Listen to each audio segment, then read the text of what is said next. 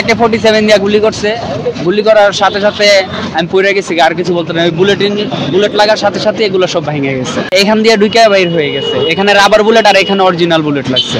আমি 20 তারিখে বিকাল 5টার সময় যখন চিরাং রোড স্ট্যান্ডে উঠার পরে দেখি অনেক ছাত্র গুলিবিদ্ধ। তো ওনাদেরকে ধরে আমি রাস্তার পাশে সাইড করতেছিলাম। এমন টাইমে হঠাৎ দেখি আরেকটা ছাত্র গুলি খেয়েছে রাস্তার মাঝখানে। ওনাকে যখন আনতে আমি যাব তখন দেখি আমার এই কানে একটা রাবার বুলেট লাগে। এটা লাগার সাথে সাথে আমার রক্ত বের হয়। রক্ত বের হওয়ার পরে আমি একটু পিছ থেকে এমনি ঘোরার পরে আর আমি কিছু বলতে সেন্সলেস হয়ে যায়। তখন আমি দেখি যে আমি রাস্তার উপর পড়ে আছি। অনেক লোককে বললাম ভাই আমাকে ধরেন, কেউ আমাকে ধরতেছে না।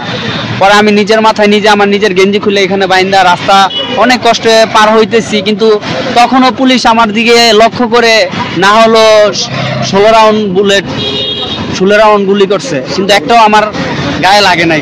ঠিক আছে, তো আমি রাস্তা পার হয়ে আমাদের ওখানে সৌদি বাংলা মার্কেট আছে, ওই সৌদি বাংলা মার্কেটের এখানে সাইডে যখন পড়ছি তারপর আর কিছু বলতে পারি না। তখন আমি দেখি ঢাকা মেডিকেল।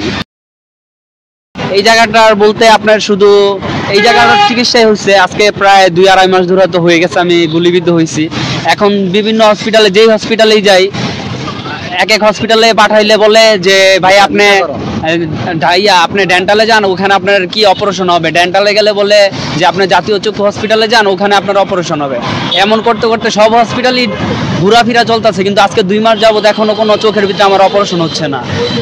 যেমন আমি এখন ঢাকা সেনানিবাসে সিমেন্সে আছি, ওখানে ওনারা ডেট দিছে আরো 3 সপ্তাহ পরে অপারেশন করবে। এখনো কি হয় কি না সঠিক বলতে পারি না। এখন চোখের অবস্থা অনেক খারাপ। আগে আমি এখন চাচ্ছি যাতে আমার চিকিৎসাটা হয় ভালো করে। ঠিক আছে, যদি আমার বাংলাদেশের চিকিৎসা না হয়, ঠিক আছে, যাতে সরকার বলছে যে ভালো চিকিৎসা করাবে, বাংলাদেশে না হলে বাইরে নিবে। আমি চাই আমার চিকিৎসাটা যাতে হয়। আমি এখনো ডান চোখে পুরোপুরি দেখতে পারতেছি না, আমি হা করে কিছু খাইতে পারি না। আমার এগুলো সব ইনজুর হয়ে গেছে, সব ভেঙে গেছে। আমি কাজ করতাম, গ্রিল ওয়ার্কশপের কাজ করতাম। আমার নিজের ওয়ার্কশপ ছিল ছোটোখাটো, আমি নিজেই কাজ করতাম। তো যখন আর কি আন্দোলন হইতেছে তখন তো আমার ভাইও ছাত্র, সেই হিসাব করে আমিও রোডে গেছি, তখন এটা হয়েছে আর কি। আমার উপার্জনের পথ ছিলামই একমাত্র আমি। এখন আমার একটা ছোট মেয়ে আছে আর ওয়াইফ আছে, আমার বাবা মা আছে, সবার বড়ই আমি। আমার 7 জন ভাই বোন। ঠিক আছে, এখন চলতে তো সমস্যা হইতেছে, খাওয়া দাওয়া অনেক সমস্যা। এখনো বাসায় বাজার নাই। ঠিক আছে, কোনো রকম আত্মীয় স্বজন চালাইতেছে বা নিজে কষ্ট করে চলতেছি। কোনো সামান্য কি আমার কোনো খোঁজখবর নেয় নাই বা সরকারিভাবে কোনো কিছুই হয় নাই।